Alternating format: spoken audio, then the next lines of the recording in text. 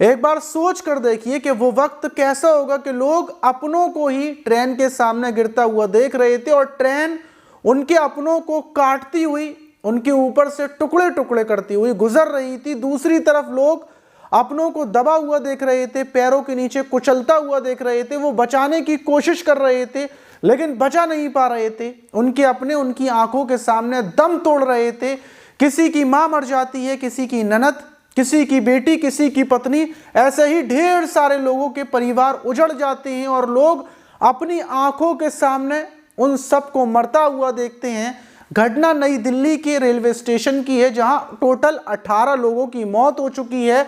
लेकिन यह हादसा कैसे हुआ, यह भगदड़ कैसे मची, इसको थोड़ा शुरू से जानते हैं। देखिए, शनिवार वाले दिन 14 फरवरी की रात लगभग 10:55 का टाइम था और नई दिल्ली रेलवे स्टेशन के प्लेटफॉर्म नंबर 14 पर ढेर सारी भीड़ इकट्ठी हो चुकी थी। भीड़ इकट्ठी होने की वजह यह थी कि जो प्रयागराज जाने वाली ट्रेनें थी वो रद्द हो चुकी थी और ये 14 प्लेटफॉर्म नंबर 14 पर स्पेशल ट्रेन आने वाली थी जो सिर्फ और सिर्फ महाकुंभ जाती।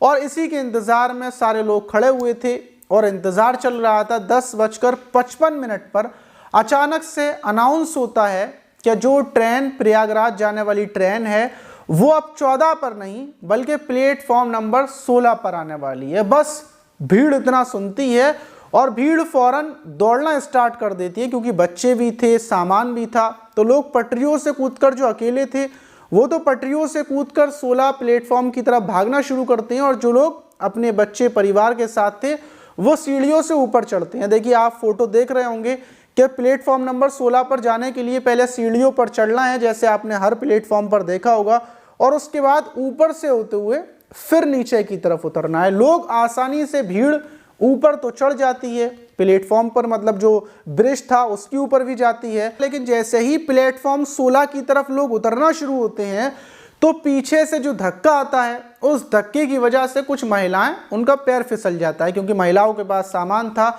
और जैसे ही वो आगे की तरफ गिरती हैं और फिर पीछे वाले आते हैं, उनका भी पैर फिसलता है, तो फिर वो एक दूसरे के ऊपर गिरते चले जाती हैं। और ऐसे ही जो कमज़ोर थी, महिलाएं थी, बूढ़े, बच्चे, जो भी था जो नीचे दबता है वो फिर उठ नहीं पाता। जो जवान लड़के थे वो तो बस उठते चले जाते हैं, वो ट्रेन की तरफ भागते हैं।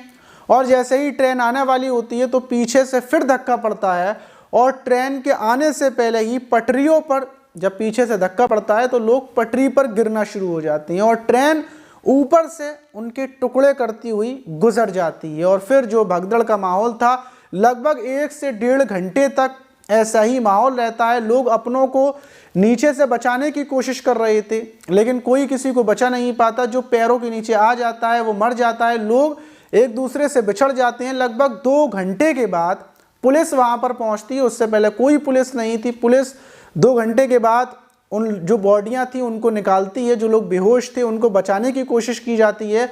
जिस वक्त तक पुलिस पहुंची थी 18 लोगों की मौत हो चुकी थी, 29 से ज़्यादा लोग घायल थे। फौरन LNJP हॉस्पिटल में लोगों को पहुंचाया जाता है।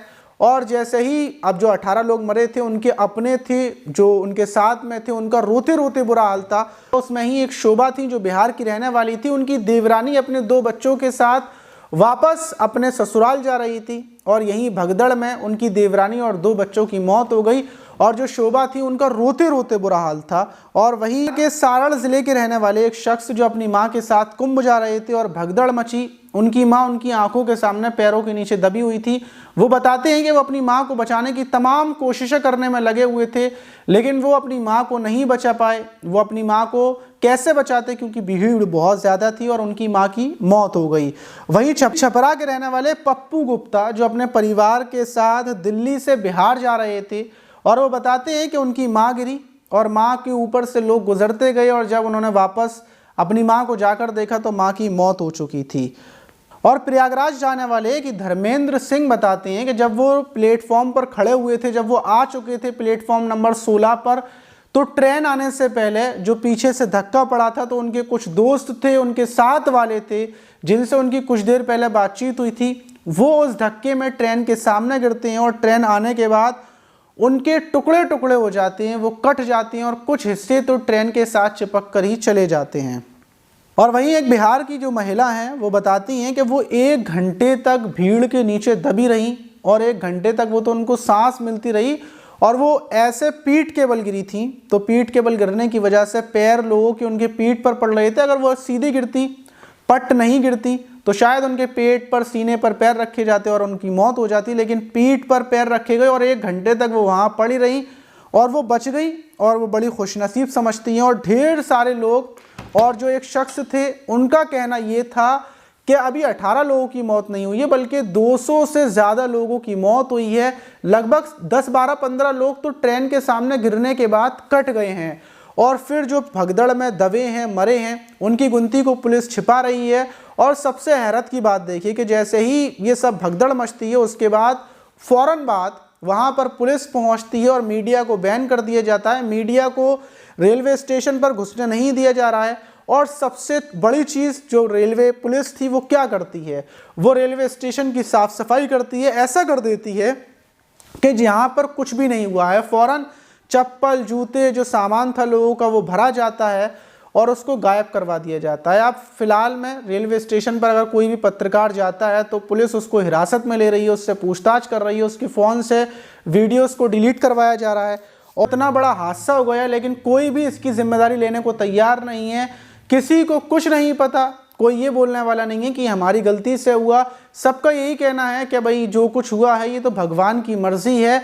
वहाँ कोई पुलिस नहीं थी और ये 17 दिनों में दूसरी बार ये बड़ा हादसा है। पहले से पहले महाकुंभ में भगदड़ हुई थी, उसमें 30 लोगों की मौत हुई थी। अभी इस बात को 17 दिन भी नहीं हुए और अब दिल्ली के अंदर ये हादसा हो गया। अब फिलहाल 18 लोगों की गिनती दिखाई गई है। आपको क्या लगता है कितने लोगों की मौत हुई होगी?